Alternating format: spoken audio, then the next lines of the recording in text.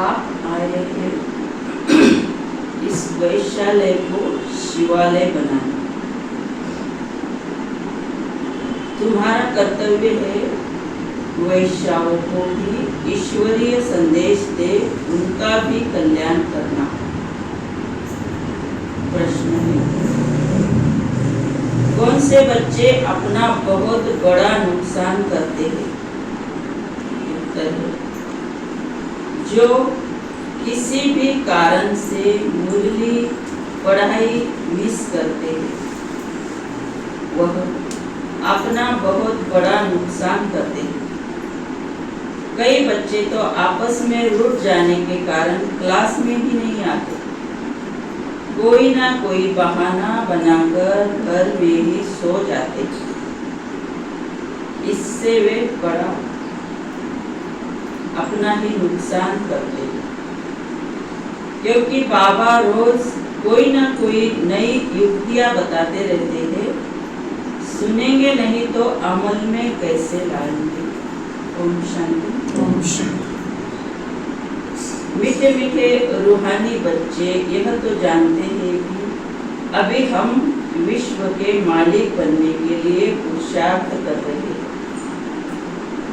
बल माया भी भुला देती है, कोई कोई को तो सारा दिन भुला देती है। कभी याद ही नहीं करते तो खुशी भी हो, कभी याद ही नहीं करते जो खुशी भी हो। हमको भगवान पढ़ाते हैं, यह भी भूल जाते। भूल जाने के कारण फिर कोई सर्विस नहीं करते। रात को बाबा ने समझाया, अधम ते अधम जो वैश्याय है उनकी सर्विस करनी चाहिए। वैश्याओं के लिए तुम ऐलान करो कि तुम बाप के इस ज्ञान को धारण करने से स्वर्ग के विश्व की महारानी बन सकती हो। साहूकार लोग नहीं बन सकते। जो जानते हैं, पढ़े लिखे हैं, वह प्रबंध करेंगे, उन्हों को ज्ञान देंगे तो बेचारी बहुत खुश होंगी, क्योंकि वह भी अबलाए हैं, उनको तुम समझा सकते हो। युक्तियां तो बहुत ही बाप समझाते रहते हैं। बोलो, तुम ही ऊंचते ऊंच नीचते नीच बनी। तुम्हारे नाम से ही भारत वैश्यालय बना, फिर तुम शिवालय में जा सकती हो। यह पुरुषार्थ करने से गरीबों का है ही भगवान।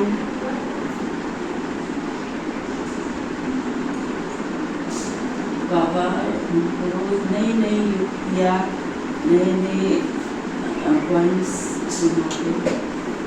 बाबा को पहले कहते कि मुरली कभी मिस नहीं करते, जो कोई नहीं आते वो तो घर में सो जाते।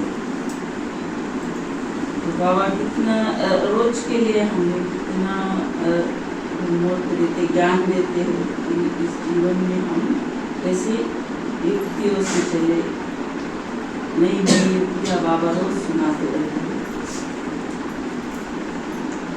जो नहीं आते हैं वो अपना ही भाग्य खराब करते हैं, क्योंकि वो घर में रह के कुछ थोड़ी रहते।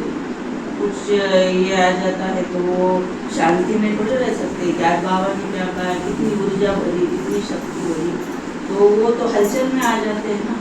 तो वो ये समझ नहीं पाते कि हम अपना कितना बड़ा नुकसान करते हैं मुरली नहीं सुनकर। फिर बाबा कहते हैं कि अधम से अधम जो वैश्याय थे, अबलाए, बाबा कहते हैं कि वो अबलाए हैं, उनको भी तुम इसे ज्ञान समझा सकते हो, क्योंकि परमात्मा तो आत्मा रूपी हमारे झांका भी जो बाप है ना, सभी का बाप है विश्व में सारी आत्माओं का। तो बाबा को तो सभी लगता है सभी को ये ज्ञान पहुँचे, कोई भी वंचित ना रहे।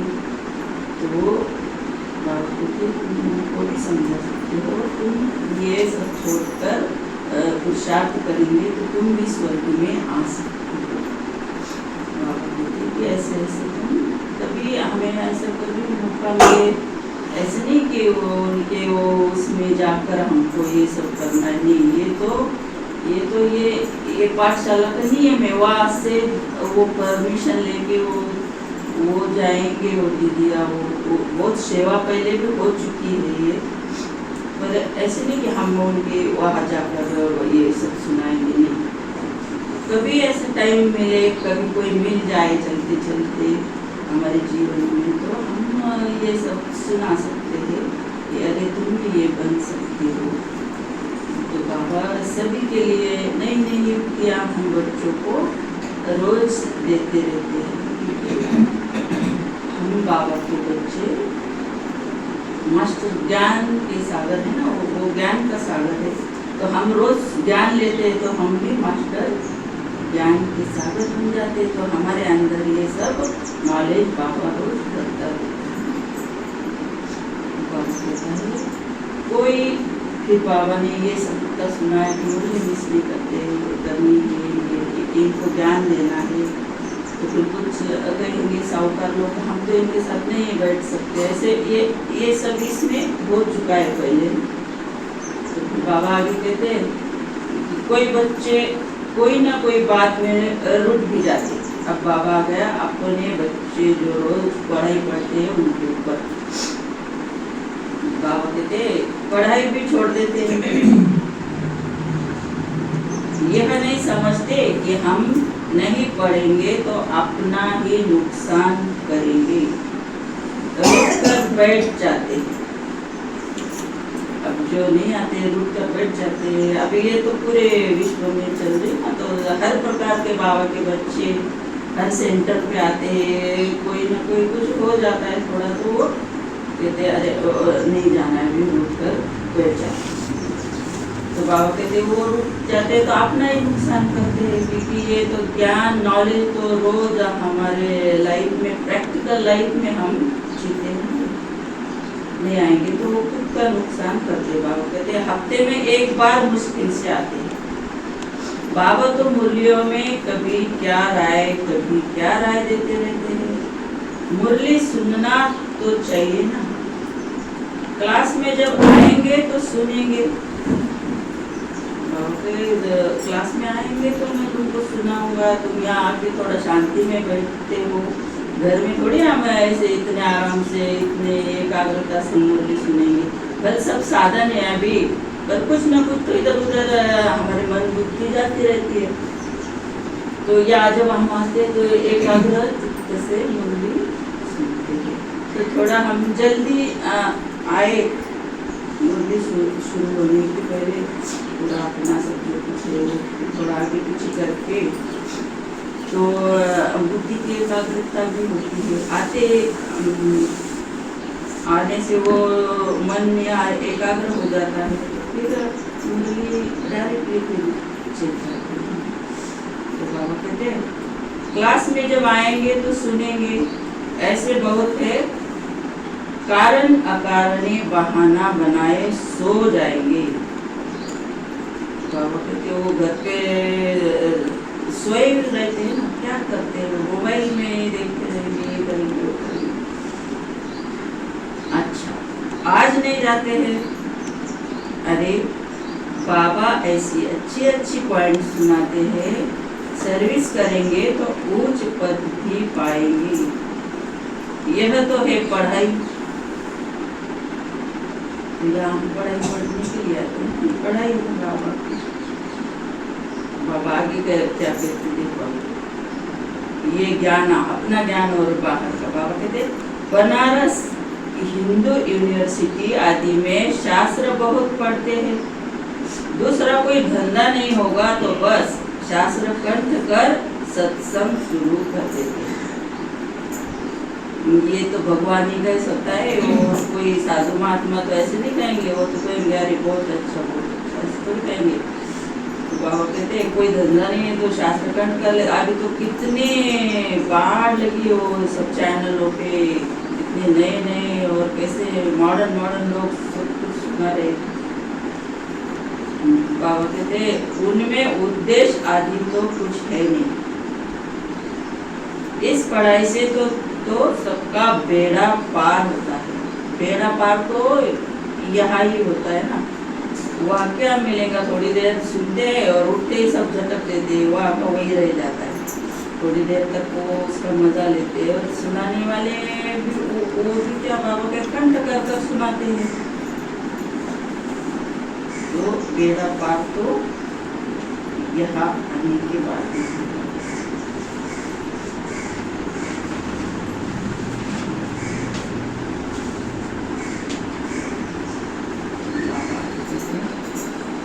लोक लाज कुल की मर्यादा छोड़ते नहीं, भक्ति मार्ग में गाते हैं।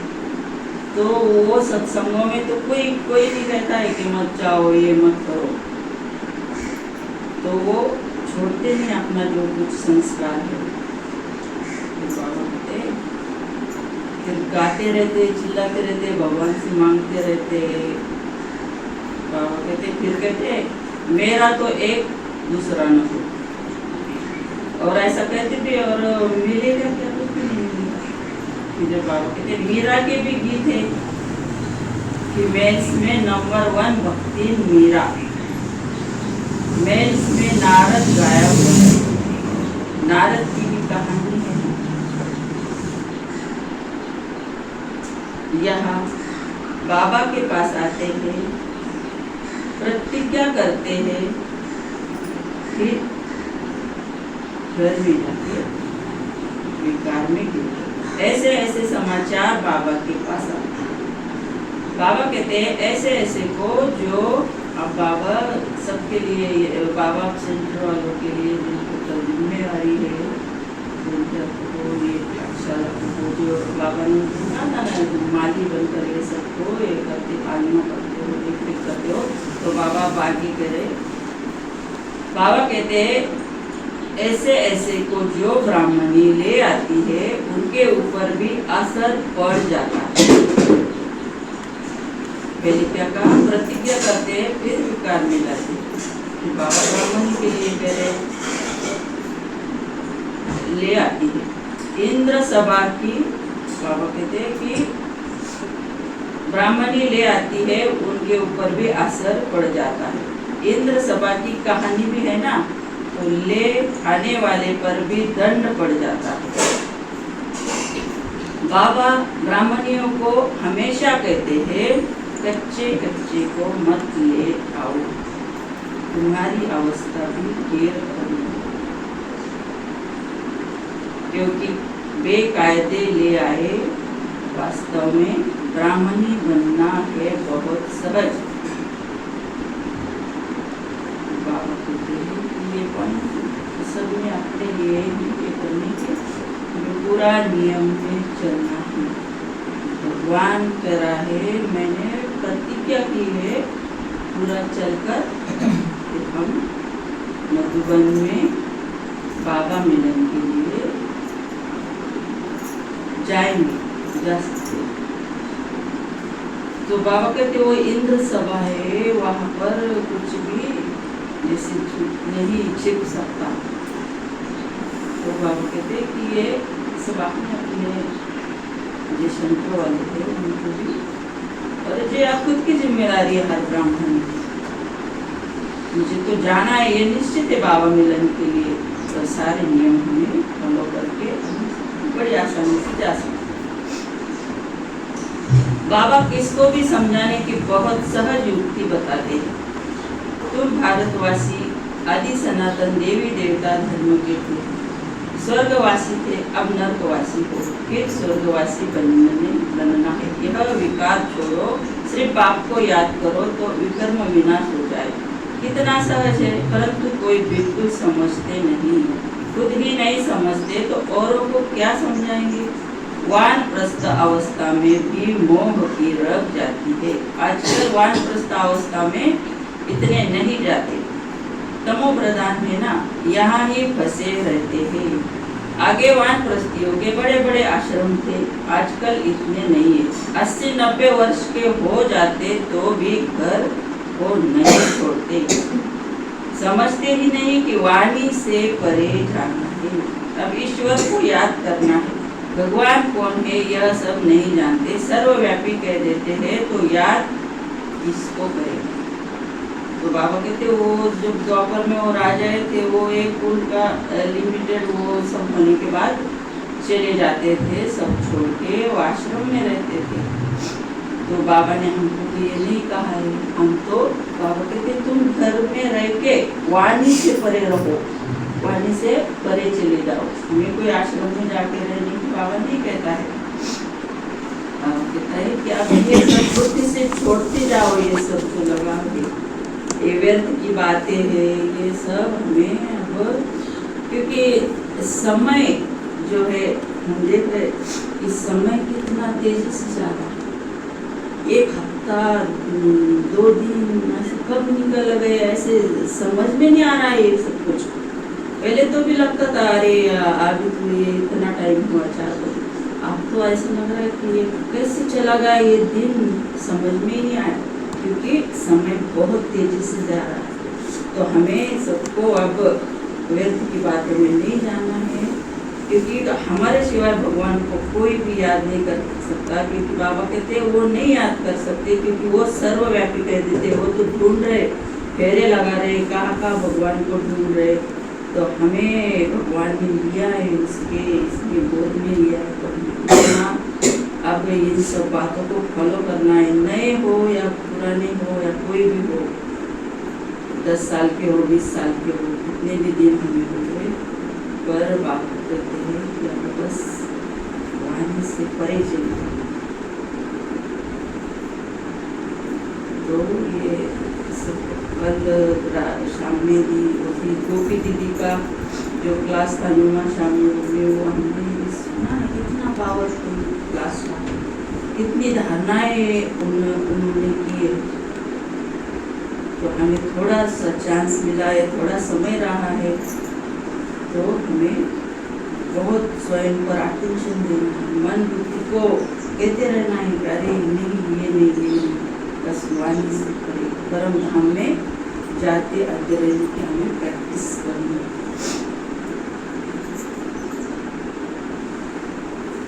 तो उन्होंने कहा ना कि हर वक्त बाबा के साथ में, हम कहते ना ज्ञान का वो सागर है, तो उन्होंने कहा अरे सागर कहने से क्या होगा, तुम उसमें डुबकी लगाओ, सागर में डूब जाओ, बहुत पावरफुल रास्ता। तो ऐसे हमें व्यर्थ बातों में नहीं जाना, उसमें टाइम कब चला जा रहा है समझ में नहीं आ रहा।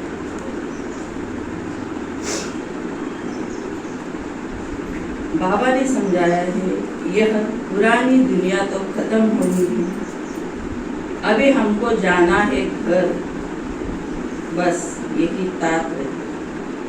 वहाँ क्रिमिनल बातें होती हैं, बाप आकर उस पवित्र दुनिया के लिए तैयारी कराते हैं। सर्विसेबल लाडले बच्चों को तो नयनों पर बिठाकर ले जाते हैं। तो अधमों का उद्धार करने के लिए बहादुरी चाहिए। उस गवर्नमेंट में तो बड़े बड़े झुंड होते हैं, टिप टॉप हो जाते हैं, पढ़े लिखे, यहाँ तो कई गरीब साधारण हैं, उनको बाप बैठ इतना ऊंच उठाते हैं, चलन भी बड़ी करवाई चाहिए। भगवान पढ़ाते हैं, उस पढ़ाई में कोई बड़ा इम्तिहान पास करते हैं तो कितना टिप टॉप हो जाते हैं। यहाँ तो बाप गरीब निवास है, गरीब ही कुछ ना कुछ भेज देते, 1-2 रुपए का भी मनी ऑर्डर भेज देते। बाप कहते हैं तुम तो महान भाग्यशाली हो, रिटर्न में बहुत मिल जाता है, यह भी कोई नई बात नहीं। साक्षी हो ड्रामा देखते हैं। बाप कहते हैं बच्चे अच्छी रीति पढ़ो, यह ईश्वरीय यज्ञ है, जो चाहे सो लो, लेकिन यहाँ लेंगे तो वहाँ कम हो जाएगा। स्वर्ग में तो सब कुछ मिलना है, बाबा को तो सर्विस में बड़े फुर्त बच्चे चाहिए। बाबा आज 2 दीदियों को याद कर रहे हैं उनकी में। एक है सुदेश दीदी, कितनी उनकी उम्र होगी पर वो मुरली सुनाते नो तो ऐसे लगता है जैसे एकदम छोटे बच्चे की तरह उनकी मुस्कान, वो बोलना, इतना वो सब बन चुके अंदर से। तो सुदेश दीदी और मोहिनी दीदी जैसी हम उनको याद कर रहे, जिनको सर्विस का उमंग हो तो तुम्हारा नाम बहुत बाला हो जाएगा।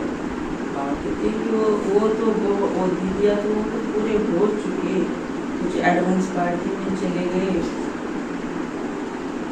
तो फिर बाबा कहते फिर तुमको बहुत मान देंगे। बाबा सब डायरेक्शन देते रहते हैं। बाबा तो कहते हैं यहाँ बच्चों को जितना समय मिले याद में रहो। इम्तिहान के दिन नजदीक होते हैं तो एकांत में जाकर पढ़ते हैं। तो हमें भी अभी एकांत ढूंढना है। कल दीदी ने उन्होंने शाम में कहा कि काम तो दिन भर नहीं तुम्हारा होगा ही नहीं, इतना करने के बाद मैं बाबा को याद करूँ फिर मैं थोड़ा बैठ जाऊँ, ये तो नहीं होगा। उन्होंने कहा कि तुम्हें थोड़ा रुक कर 1 सेकेंड 1 मिनट, गुलजार दादी जी भी कहते हैं ना कि तुम पानी तो पीते हो ना दिन भर, या खाना तो खाते हो ना, उस समय बाबा को याद करो। तो उन्होंने भी कहा कि टाइम नहीं मिलेगा तुम्हें, थोड़ा रुक कर ऊपर परम जान उड़ाना, ये प्रैक्टिस हमें करते रहना, मन बुद्धि को एकाग्र करना। अब बाप कहते हैं मुझे याद करो तो सतो प्रधान बन जाएंगे। इतना सहज है फिर भी भूल जाते हैं। इतना हम हमारे बच्चों को कहेंगे कि दिन भर कितनी बार कहा बाबा ने, हम ऐसे बैठ के आधा घंटा उनको ये सब सुनाएंगे कि अरे ऐसा करो, नहीं कुछ और ही चलता है। तो ये भगवान है ना, तो ये तो अपने बच्चों के लिए इसने समय इतना रखा है, फिर भी भूल जाते हैं। जितना समय बैठो अपने को आत्मा समझो। मैं आत्मा बाबा का बच्चा हूँ। बाप को याद करने से स्वर्ग की बादशाही मिलेगी। बाप को याद करने से आधा कल्प के लिए पाप भस्म हो जाएंगे। कितना सहज युक्ति बतलाते हैं। सब बच्चे सुन रहे थे। यह बाबा खुद भी प्रैक्टिस करते हैं, तब तो सिखाते हैं ना। तो ये बाबा ब्रह्मा बाबा भी प्रैक्टिस करते हैं। शिव बाबा के लिए ये बाबा भी प्रैक्टिस करता है, जब तुमको सिखाता है ना, सिखाते हैं ना। मैं बाबा का रथ हूँ, बाबा मुझे खिलाते हैं। तुम बच्चे भी ऐसे समझो, शिव बाबा को याद करते रहो तो कितना फायदा हो जाएगा। तो ब्रह्मा बाबा भी कहता है ना, बाबा का रथ है यार, बाबा के रथ को हिला रहा हूँ, बाबा के रथ को भोजन खिला रहा हूँ, बाबा भी खा रहे, मैं भी, बाबा मुझे खिला रहे। ऐसे ऐसे बाबा रोज अपने आप से बात कर प्रैक्टिस करते थे। बाबा कहते कि शिव बाबा को याद करते रहो तो कितना फायदा हो जाएगा, परंतु भूल जाते। बहुत सहज है, धंधे में कोई ग्राहक नहीं है तो याद में बैठ जाओ।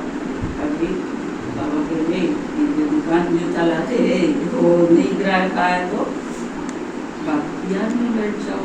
सबके लिए बाबा को कहते हैं हमें भी, हम कुछ भी जो भी धंधा करते हैं, काम करते हैं, उसमें से टाइम निकालना है और बस बाबा की याद में बैठ जाओ।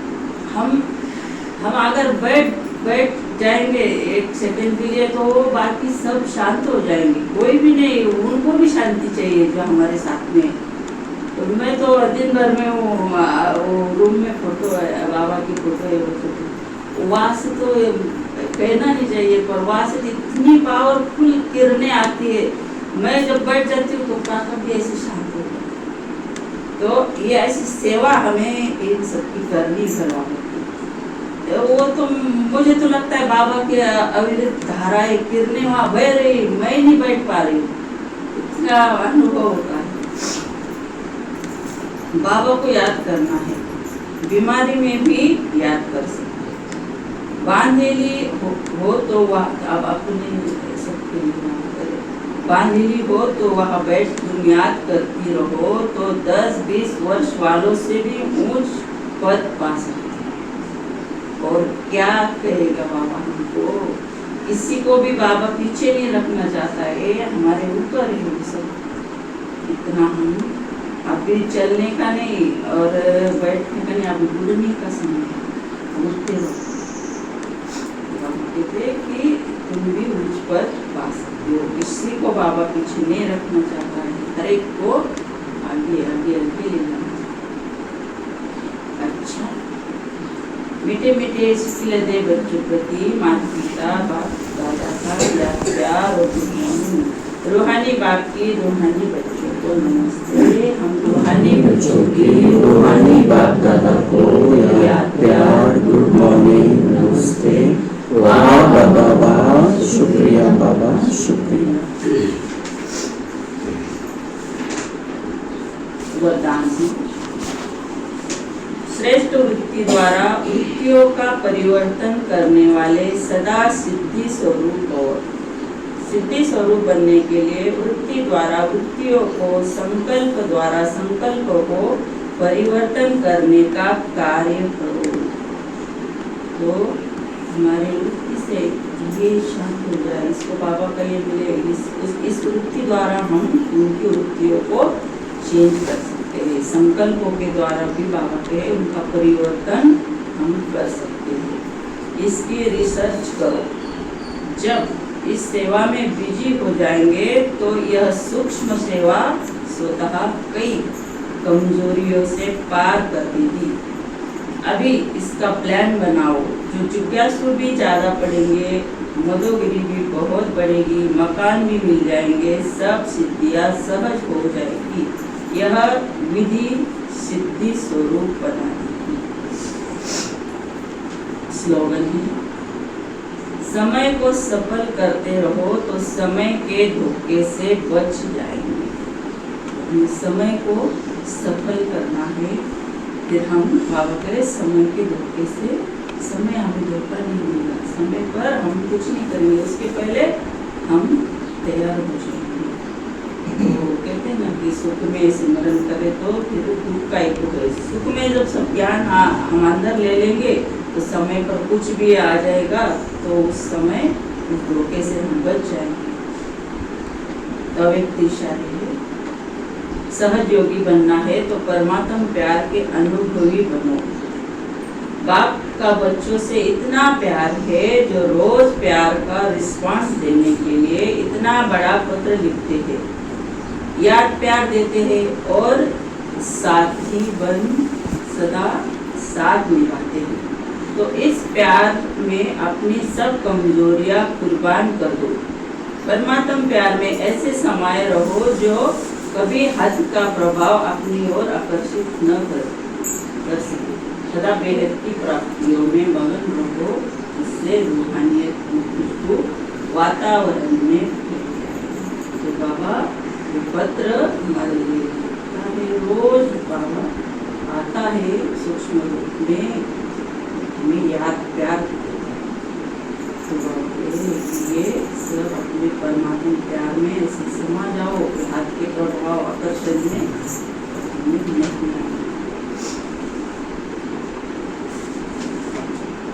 दादी प्रकाश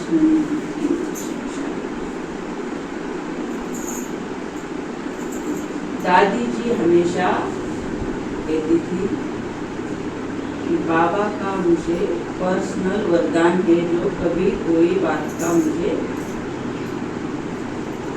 फिक्र या चिंता नहीं होती, कोई व्यर्थ चिंतन भी नहीं चलता। इसका कारण है हम निमित्त है, फिक्रात करने वाला बैठा है, तेरी रचना है तू उसका फिक्र करो। जब कराने वाला वह है, जवाबदार वह है, हम निमित्त है, तो फिक्रात किसकी? कोई बात है प्लान करो, ट्राई करो, लेकिन चिंता नहीं, क्योंकि चिंता चिता के समान।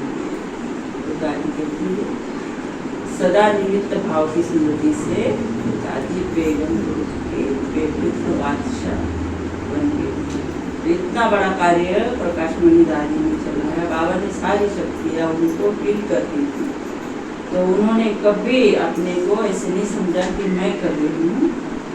तो दादी कहे मैं चिंता नहीं करती थी, चिंता चिता के समान।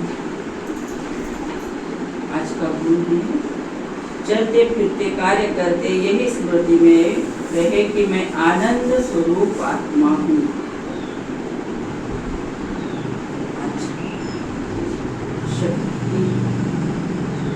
मैं आत्मा, फोटो में कोई में भी कोई हूँ। स्वयं भगवान ने मुझे चुना है।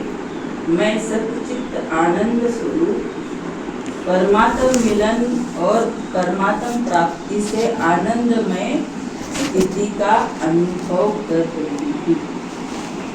तो आज ये दो सामान्य हमें याद रखने कि मैं आनंद स्वरूप आत्मा हूँ, और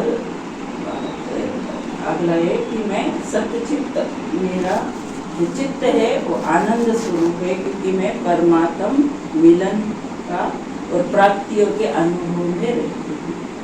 अच्छा।